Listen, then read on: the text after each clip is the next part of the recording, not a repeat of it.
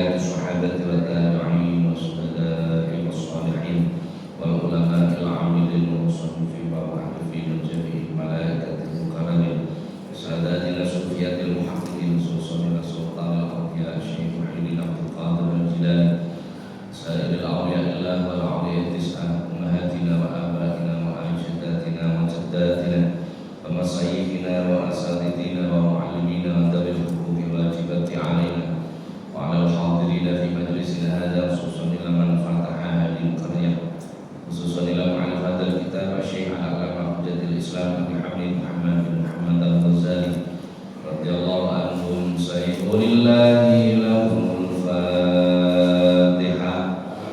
أعوذ بالله من الشيطان الرجيم. بسم الله الرحمن الرحيم.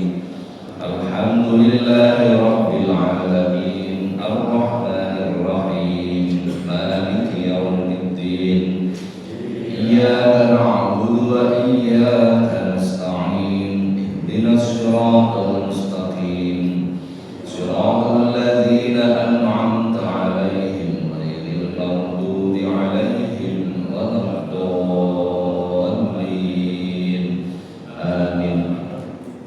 Para jamaah, alhamdulillah pagi hari ini kita dapat bertemu kembali di majelis yang penuh dengan keberkahan ini. Mudah-mudahan setiap aktivitas kita dicatat oleh Allah sebagai amal soleh. Amin. Alhamdulillah.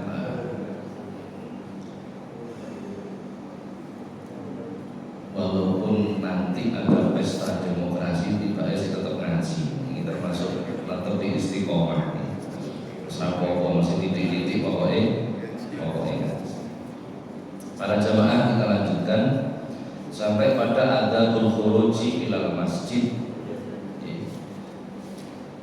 tata krama keluar menuju ke masjid. Tata krama keluar menuju ke masjid. Bismillahirrahmanirrahim. Qala al-musannif rahimahullah ta'ala wa nafa'ana bihi wa bi'ulumihi wa ta'alina bi barakatihi wa asrabihi wa karamatihi fid dharain amin. Adabul khuruji ilal masjid utawi iku tata kramane al khuruji metu ilal masjid marang masjid. Jadi ini membahas tentang etika bagaimana keluar dari rumah menuju ke masjid. Jadi menuju masjid itu ada etikanya, karena masjid itu bukan sembarang tempat, bukan sembarang tempat. Dalam sebuah hadis Rasulullah menyatakan, al-masjidu baitu kulli taqiyyin wa takafurullahu liman kana al-masjidu baituhu birrauf war rahmah wal jawazi ala sirati ila ridwanillah ilal jannah. Masjid itu rumahnya orang-orang yang bertakwa. Jadi wong sing punya nilai ketakwaan itu, maka dia akan merasa masjid itu sebagai rumahnya. Tanda kutip, tapi coba terus main terus turu gunung mangan yang dulu tak begitu. Maksudnya merasa itu adalah tempat tinggal, tempat di mana dia merasa nyaman. Wa takafullahu liman kana al-masjidu baituhu birruh war rahmah. Dan Allah menjamin orang-orang yang menjadikan masjid sebagai rumahnya, menjamin dengan kebahagiaan dan mendapatkan rahmat dari Allah. Wal jawazi ala sirat, dan Allah menjamin untuk bisa melewati sirat ila ridwanillahi ilal jannah, menuju keridhaan Allah dan sampai di surganya. Di luar biasa masjid. Makanya aja pisan-pisan ditinggal. Ana wong kok metu saka omah terus gak mulih-mulih. Iku sebutane napa? Sebutane wong lali omah, gitu. Wong lali omah. Lah semanten ugi kula jenengan iki nek rumangsa masjid sebagai rumah, kok ora tau ning masjid berarti lali omah kan ngoten nggih. Ya rumangsa itu sebagai rumah kita, maka ya bagaimana kita merasa nyaman di dalam rumah kan ngerti sing diresiki di rumah sing apik dan lain sebagainya, merasa menjadi rumah. Ini penting banget. Hadis yang lain Rasulullah menyatakan innama umarul masajidi hum ahlullah. Sesungguhnya orang-orang yang memakmurkan masjid. Apa memakmurkan masjid? Takmir itu imarah. Imarah itu umar. Itu artinya memakmurkan. Makmur itu sama. Akar katanya amal menggunakan ain. Artinya memakmurkan masjid. Apa memakmurkan masjid? Nomor. Masjid makmur nomor rame. Makmur nomor rame. Rame kira-kira ini sebenarnya. Nek makmur lho. Makmur itu tentrem. Kan wonten ayem, aktivitasnya tertib, disiplin, terkoordinasi dengan baik. Ini udah, masya Allah, luar biasa. Ini, jadi makmur itu seperti itu gambaran. Jadi kalau kita melihat masyarakat yang makmur, berarti itu perekonomian bertumbuh kembang dengan baik, kehidupan interaksi sosial juga berkembang dengan baik. Ini namanya makmur. Dalam hadis ini Rasul mengatakan sesungguhnya orang-orang yang memakmurkan masjid hum ahlul, mereka adalah keluarganya. Keluarga ini, keluarga ya keluarga. Bolone Gusti. Jadi sama-sama itu termasuk bolone Gusti. Saiki mbungko kan saiki memakmurkan masjid. Ampun. Ini sekilas gambaran tentang masjid. Baik, kita lanjutkan. Kita akan membahas tentang etika keluar menuju masjid. Fa in farota moko serangkum sira min taharotika saking sesuci sira. Fasoli moko becik salat sira fi baitika ing dalem omah sira. Rakaatul fajri ing rong rakaat fajar. Ingkana lamun ana apa al fajr fajar iku kotola teman-teman wis metu. Kadalika kaya mengkono-mengkono silebut iku kana ono apa keterangan yaf'alu nindakake sapa Rasulullah sallallahu alaihi wasallam kanjeng Rasul sallallahu alaihi wasallam. Tuma tawajjah maka nuli budalan sira ilal masjid tumuju marang masjid wala tadak lan aja ninggal sira as-sholata ing salat fil jamaatin dalem jamaah la siyama subuhi apa meneh salat jamaah subuh. Pun sampai iki diterangkan dalam kitab ini ketika engkau selesai melakukan kegiatan bersuci wudu atau janabah selesai, maka hendaklah engkau melakukan sholat di rumah kalian 2 rakaat yang kemudian disebut dengan rakaatul fajr, 2 rakaat sholat fajar. Di sholat fajar itu dilakoni nang omah. Apa boleh di masjid? Kalau pertanyaannya begitu, apakah boleh di masjid? Boleh saja. Tetapi yang lebih utama dilakukan di rumah. Dalam setengah hadis kanjeng Nabi dawuh fadlu sholati tatawwu fil baiti ala fi'liha fil masjid kafadli sholatil jamaati ala sholatil munfarid. Keutamaan sholat sunnah dilakukan di rumah dibandingkan dilakukan di masjid itu sebagaimana halnya keutamaan sholat jamaah dibandingkan sholat sendirian. Apa perbedaan?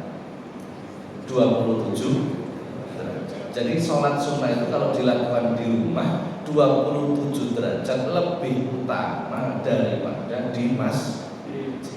Hadis katanya. Jadi sholat fajar dilakukan kecuali sholat yang memang harus di masjid.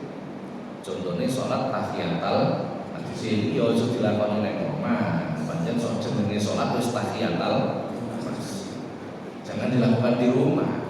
Diguyu wong sampai. Contohnya mulai sholat qobliyah ba'diyah karena mengiringi sholat sholat wajib. Ngerti nih? Sudah dilakukan sholat sunat fajar itu di rumah 2 rakaat saja. Setelah membaca surah Fatihah bisa membaca surah Al-Kafirun, rakaat kedua surah Al-Ikhlas. Nek panjenengan rakaat pertama habis Fatihah membaca surah Al-Insyirah. Napa Al-Insyirah ini? Rakaat kedua membaca surah Al-Fil. Napa Al-Fil ini? Malam tahu. Keutamaannya ini sholat fajar ini 2 rakaat dulu. Di rakaat pertama baca Al-Insyirah setelah Fatihah, rakaat kedua baca surah Al-Fil. Ini musuh tidak menjangkau. Musuh tidak akan menjangkau kita. Apa tidak menjangkau itu? Ya apa-apa tetap rahiso. Ini keutamaannya. Keterangan ini dalam Sahih Muslim mustajabah. Ditulis dalam kitab Bujaironi. Jadi sholat fajar itu setelah Fatihah rakaat pertama baca Al-Insyirah, rakaat kedua baca Al-Fil. Keutamaannya luar biasa. Jadi sholat 2 rakaat dilakukan di rumah. Lah kalimat sholatul fajri, sholat fajar itu maknanya banyak. Sholat fajar itu bisa bermakna sholat subuh. Sholat fajar itu bisa bermakna sholat qobliyah subuh. Nek badiyah ra ono nih. Sholat fajar itu bisa bermakna sholat tahiyatul masjid. Sholat fajar itu bisa bermakna ini. Jadi sebelum berangkat ke masjid, semua ini sebutannya sholat fajar. Tadi semua ini sebutannya sholat. Terkadang Rasulullah mengatakan sholatul fajri khairum minad dunya wa ma fiha. Sholat fajar itu lebih utama daripada dunia dan isinya. Jadi maksud yang mana? Yang mana kira-kira? Maksudnya ini sholat subuh. Ini maksudnya sholat subuh. Nah, jadi kalimat sholat fajar itu maknanya banyak. Maknanya banyak. Jadi sholat fajar itu ada yang bisa dilakukan di rumah sebelum berangkat ke masjid. Nek orang nututi setelah adzan panjenengan berangkat mawon ke masjid, kemudian sholat tahiyatul masjid itu juga disebut sholat fajar. Kemudian panjenengan kok semua efek waktu nih, kemudian sholat subuh saja itu juga disebut sholat fajar. Jadi kita lanjutkan. Fa sholatul jamaati maka utawi sholat jamaah iku tafdulu mungkuli ya sholat jamaah. Ala sholatil fardhi ing tasih sholat dhewean. Bisa wa isrina darajatan kelawan 17 derajat. Jadi kalau panjenengan diupayakan aja sampai ninggal sholat jamaah, khususnya sholat jamaah subuh lan isya. Subuh lan isya. Nggih. Karena itu berbeda. Dua itu berbeda dibandingkan zuhur asar maghrib. Rasulullah mengatakan man syahidal asya fa ka'anna maqama nisfal lail wa man syahidal subha fa ka'anna maqama lail. Barang siapa yang menjumpai isya berjamaah maka seolah-olah dia melakukan sholat separuh malam. Ganjaran ini baru sembahyang separuh masih orang gak sembahyang turu atau nemu neng marun. Waman syahida subha, barang siapa yang sholat subuh berjamaah, faka'anna maqama laila, maka sama halnya dia melakukan sholat sepanjang malam. Sholat terus panjang malam. Sebabnya apa? Sholat isya berjamaah. Masih wong ini turu, masih wong ini wakaf, itu catetane padha karo sholat sepanjang penak betul. Jadi gak perlu sembahyang bengi nggih. Bukan ngono maksud. Ini pahalanya, ini pahala. Betul. Wa in kunta maqalamun ana sapa sira iku tatasahalan. Kegampang sira bimisli hadza rikhi ing dalem umpamane ikilah keuntungan Fa ayu faidatin moko endi faedah laka kedue sira fi talabil ilmi dalam menuntut ilmu. Bila kita meremehkan hal-hal seperti ini, maka di mana keuntungan kalian ketika kalian mencari ilmu? Di lonjakan ini harapannya jangan meremehkan hal-hal seperti ini, sholat jamaah, sholat fajar dan lain sebagainya. Karena kalau kita meremehkan, maka apa gunanya kita mencari ilmu? Apa gunanya kita mencari? Wa inna ma samaratul ilmi al amalu bihi. Dan sesungguhnya buah dari ilmu itu adalah amal. Jadi al amal itu adalah buah dari ilmu. Kok ono wit gak ono wohe iku yo api, tapi hanya sekedar tempat berteduh saja. Nilai kemanfaatannya akan ngoten iki. Sampun. Fa idza masaita mongko mangsane lumaku sira ilal masjid tumuju marang masjid. Famsi mongko lumaku sira alal ghinatin tasyawun alon wasakinati lan anteng wala tak jalan ojo kesusu. Ketika kita berjalan menuju masjid, maka hendaknya berjalan dengan pelan, dengan tenang, ra usah gugup, ra usah kesusu. Usahakan jalan ketika berangkat dan ketika pulang berbeda. Budal karo mulih dalane beda. Niku tata krama, itu akhlak. Insyaallah pasti beda. Insyaallah pasti. Kenapa? Kita berjalan mesti di sisi kiri, gitu namanya. Budalnya sisi kene, mulia sisi. Itu mesti beda. Itu etika. Wah, nek kiai kula malah mboten ngoten. Oke, nanti mamane lunga neng pundi? Ana krama ngoten iki. Budale liwat panjang siko, mulia liwat ayan. Kiai kula malah itu etika bepergian. Etika bepergian itu begitu kan. Berjalan dan pulang itu melalui jalan yang berbeda. Karena ini tidak budal yang masjid terus susu. Lah selak telat ya Pak, ya budale diawali. Budale diawali. Ngoten iki. Jadi ini merupakan kehormatan. Wa kulan becik ngucap sira fi tariqika ing dalem dalan sira. Nah iki dungane ketika berangkat ke masjid. Doa ketika keluar dari rumah berjalan menuju masjid. Ini insya Allah dulu mau sing amal.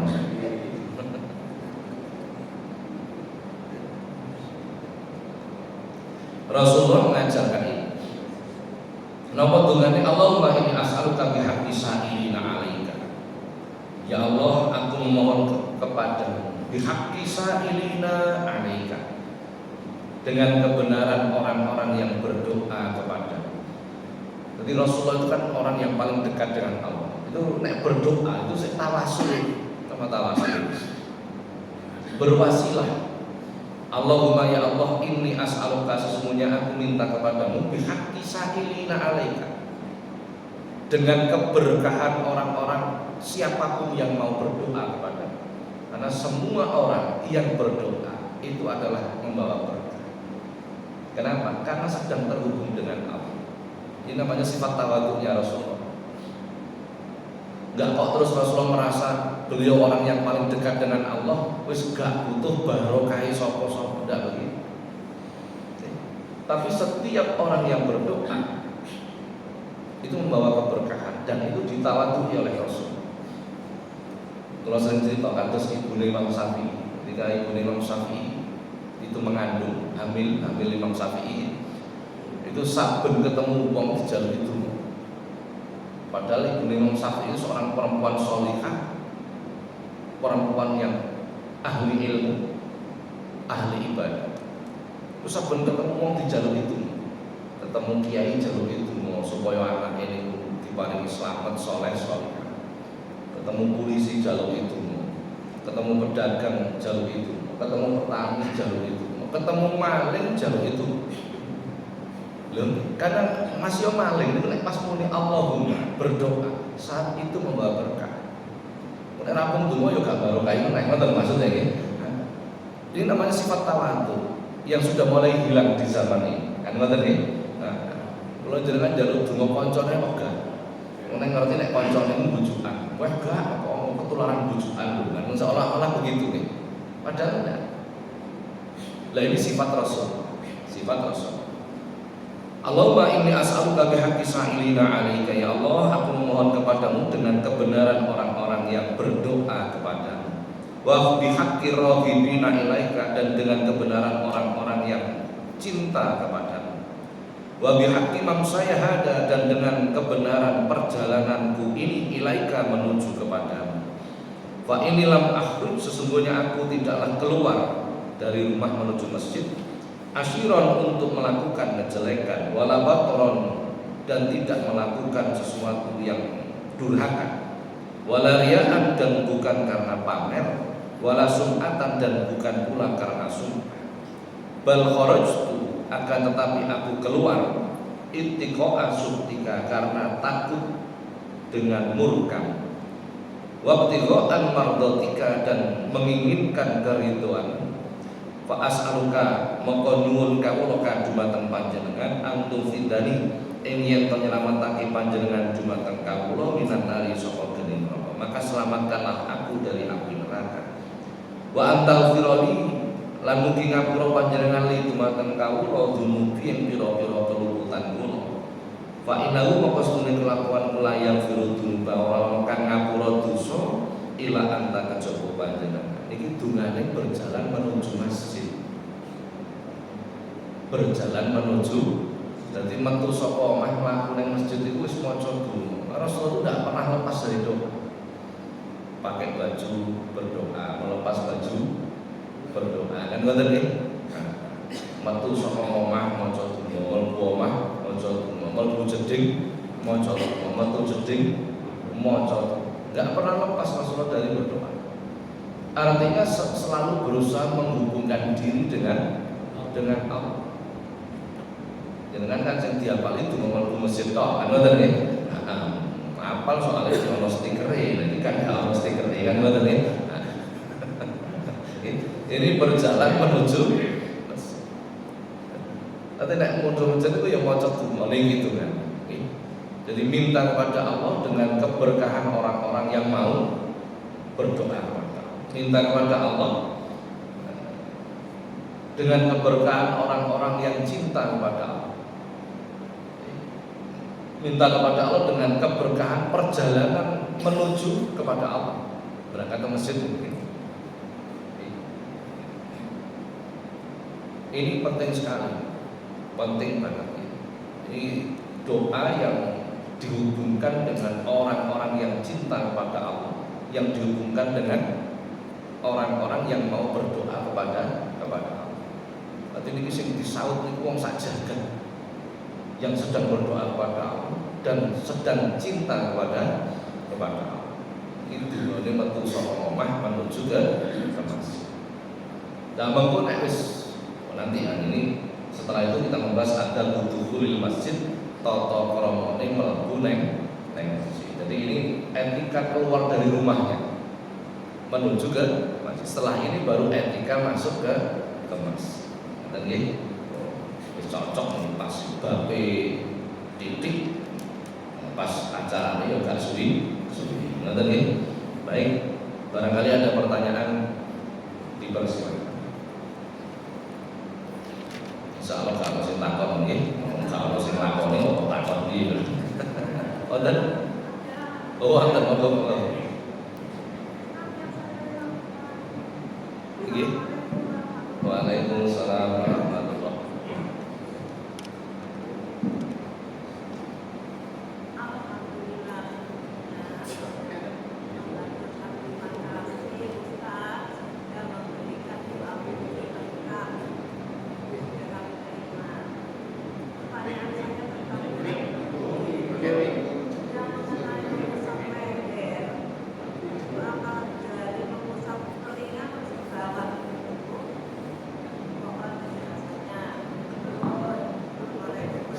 Waalaikumsalam. Mengenai mengusap leher ini bab wudu nih. Apakah dari telinga kemudian leher? Tidak. Dan mengusap leher itu sendiri. Allahumma fuk raqabati, kan gitu doanya ya. Dengan wis apa toh? Alhamdulillah.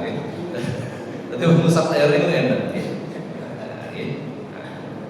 Ini ketika berwudu mengusap air itu seperti ini. Itu sunnah. Diiringi dengan membaca Allahumma fuk raqabati. Ya Allah, mungkin panjenengan melepaskan belenggu.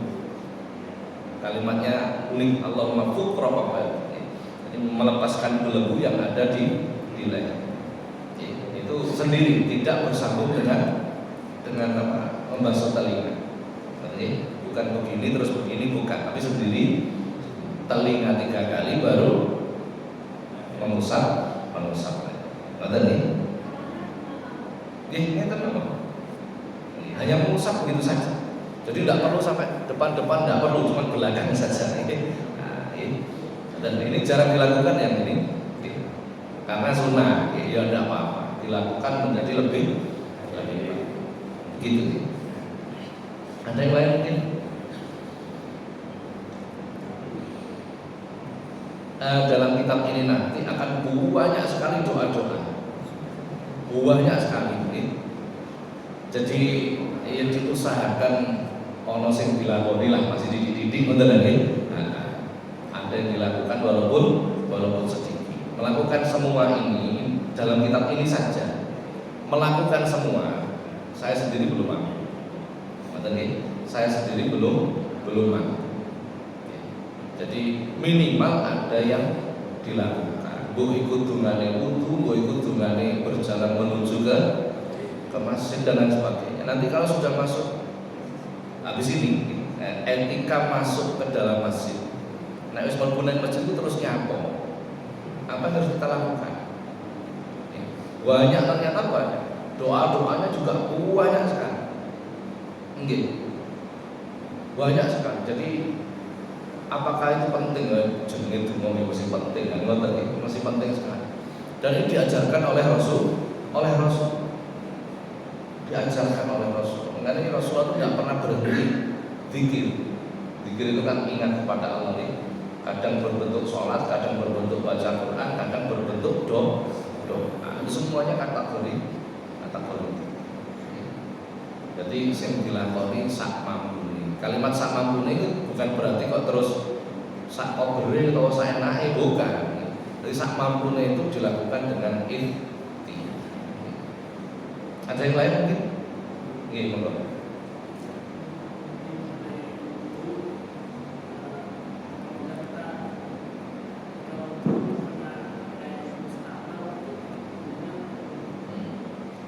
Ketika kita berwudu, kemudian tengah-tengah wudu itu kena air yang mustakmal. Asalkan air yang mustakmal itu tidak kita gunakan proses berwudu, maka tidak menjadi masalah. Seandainya, contoh begini, membasuh wajah, satu, contohnya tadi, keran, ditadongi tangan. Satu, bior. Ini kan menetes dari wajah kita nih. Panjenengan ngeten ketetesan malih.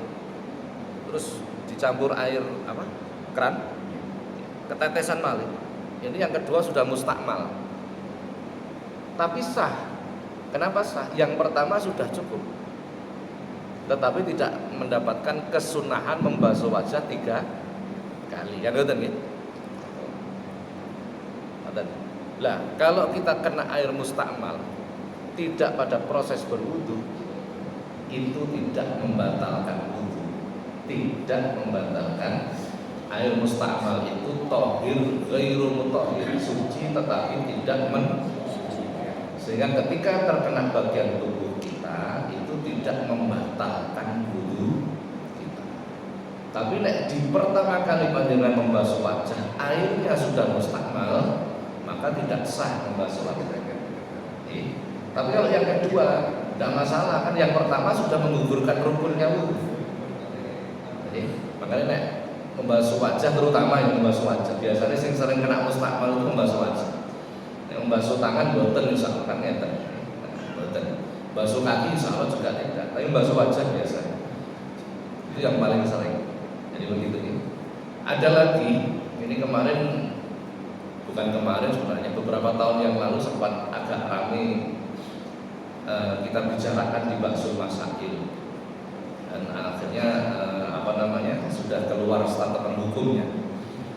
Jadi di hotel, industri, perusahaan itu sudah mulai banyak air yang keluar dari jeding, apa jeding itu? Kamar mandi. Itu tidak dibuang, tapi dikumulkan lagi di tandon, diproses lagi, digunakan lagi. Ini sudah mulai banyak ini.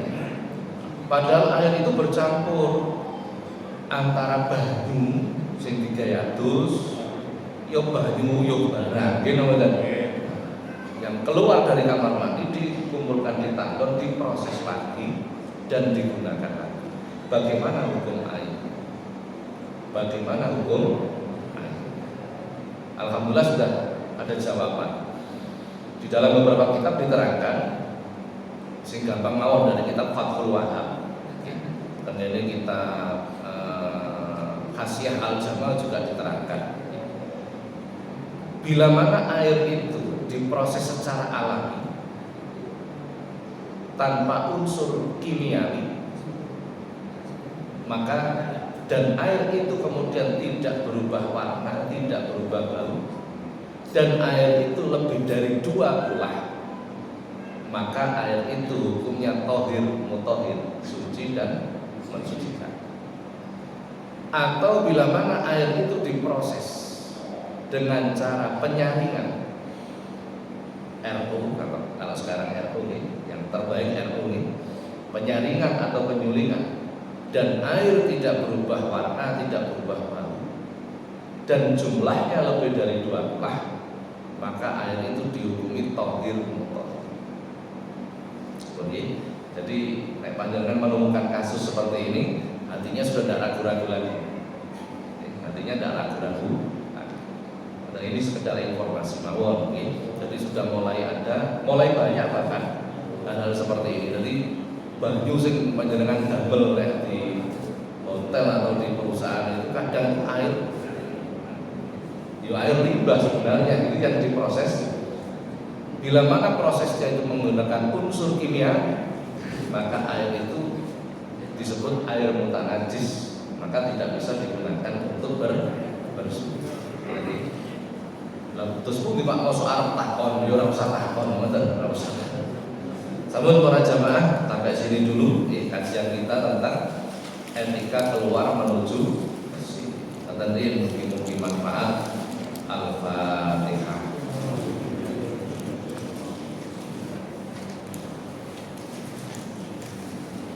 Assalamualaikum.